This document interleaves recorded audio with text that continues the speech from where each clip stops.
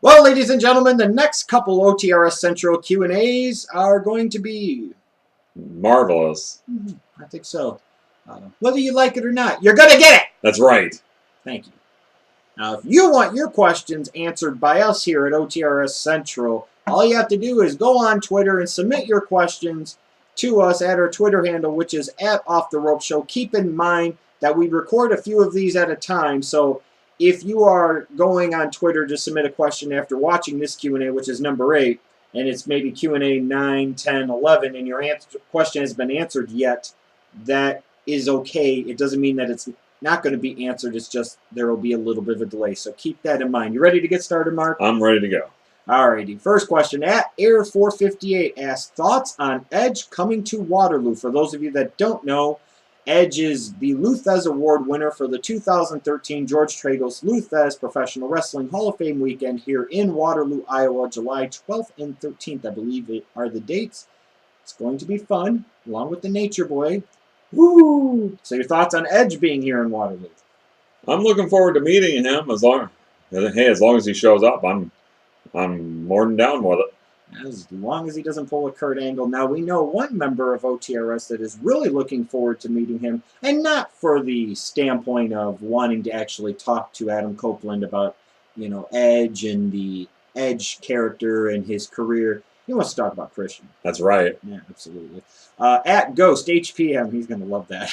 At Elimination Chamber, we'll have ADR versus Big Show and a #1 contender chamber match.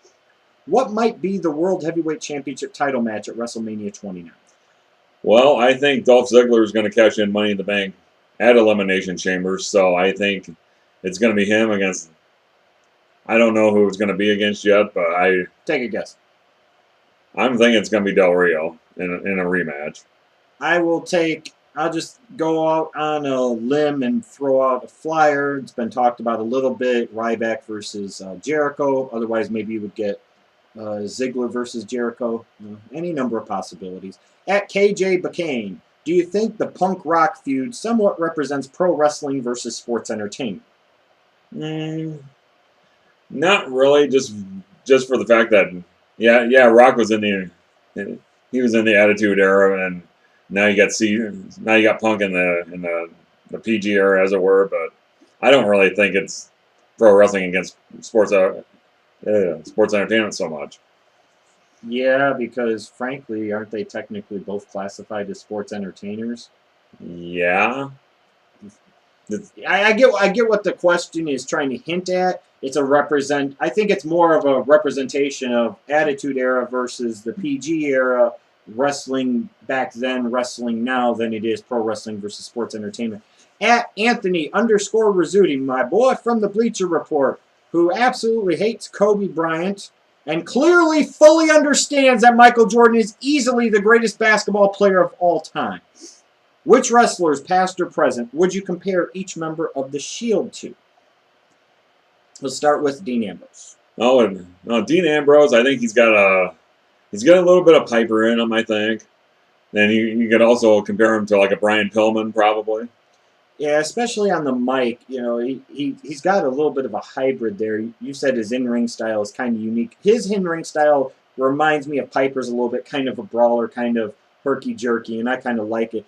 Roman Reigns, maybe Scott Hall, a big, tall guy that the ladies really seem to like, just kind of oozes that certain type of machismo. Right. That's a hell of a comparison for Roman Reigns. And I'm sorry, Seth Rollins to me, Jeff Hardy. Yeah. I don't see what's so wrong with that, but some of them out there disagree. At Banging Tits, who is the best president of the United States? I wish you would ask me like who is the worst or the most overrated or underrated. When you look at Mount Rushmore, the 4 presidents on there, you have Washington, you have Jefferson, you have Lincoln, you have Teddy Roosevelt. Who's the best? Every president has their flaws. You've had some that are greater than others. I'll go with George Washington because he was the first. And he set a lot of standards at the beginning, minus the part of not getting rid of slavery for another fucking 60, 70 years. Jerk. But probably George Washington. The last person we had that could have been a great president, but we were robbed of that, was JFK, and then probably RFK if he wouldn't have been assassinated back in '68. Um, most overrated, just to answer a question you didn't ask, most overrated of the modern era has to be Ronald Reagan. At Michael Hayden 19, who's the one wrestler you hate the most, past or present, and excluding Jeff Jarrett? Dino Bravo. What about you? Who's the wrestler you hate the most? Is it John Cena? He ranks right up there, but I think you gotta. God. He's probably the wrestler I hate the most right now. Well, we will go with that then. If you don't really have one that you hate above all the rest, though, for all times? No. Okay. All right, let's see here. At WrestleJunkie4L, who is the best diva of all time, Lita or Trish? Well, Lita could do. I mean, she could do a lot of the spot monkey stuff, but I think Trish was actually better than her. Trish for me as well. No disrespect to Lita. I just thought Trish was better. At Joel Statham 91, do you think Crimson is part of Aces and Eights, and who do you think is the higher power? Is Crimson part of the Aces and Eights? He very well could be. As far as who the higher power is, it's probably got to be Eric Bischoff or. I'm thinking of a certain mid-card piece of Memphis monkey crap. Crimson should have already been revealed as a member of Aces and Eights along with Gunner. It would have at least given this faction some type of steam, I think, at least a little bit. Who's the higher power? Boy, it sure looks like Eric Bischoff. I think the other person to be revealed yet still is D'Lo Brown. They may try and tell us that Bully Ray is the higher power, and maybe that'll be a turn that happens, let's say, at Lockdown. But until proven otherwise, I'll say Eric Bischoff's the higher power. At Adish_Nibber, what do you think Wade Barrett is lacking, if anything? And do you think he'll be a world champion within the next 2 years? I don't know if he's really lacking anything. I mean, he can talk a little bit on the mic. He probably should have been a world champion already by now. So, I still stand by that statement. I think he will be.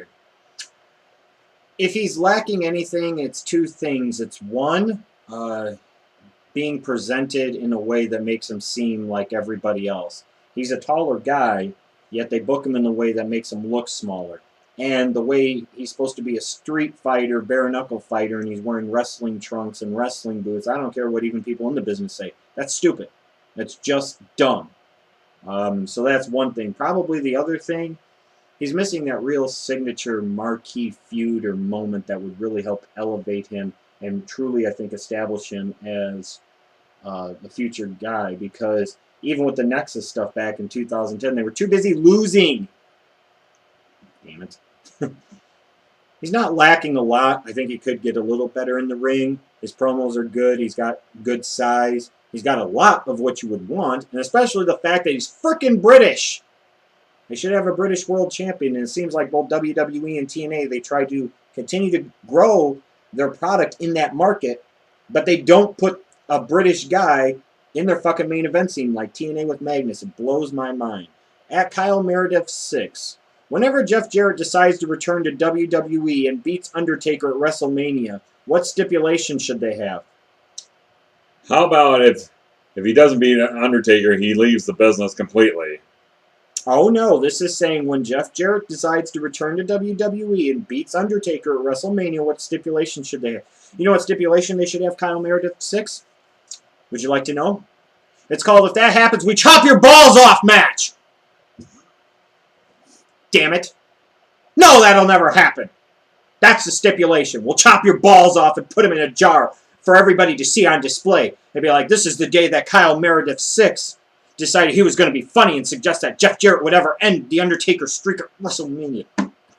At TNA 18244, do you think TNA will close the ratings gap to WWE this year? In a word, no. That's a very subjective thing because let's say WWE's audience or their rating was a 3.0 for on average for 2012, 3.1 whatever, and TNA's average was a 1.0 to a 1.1.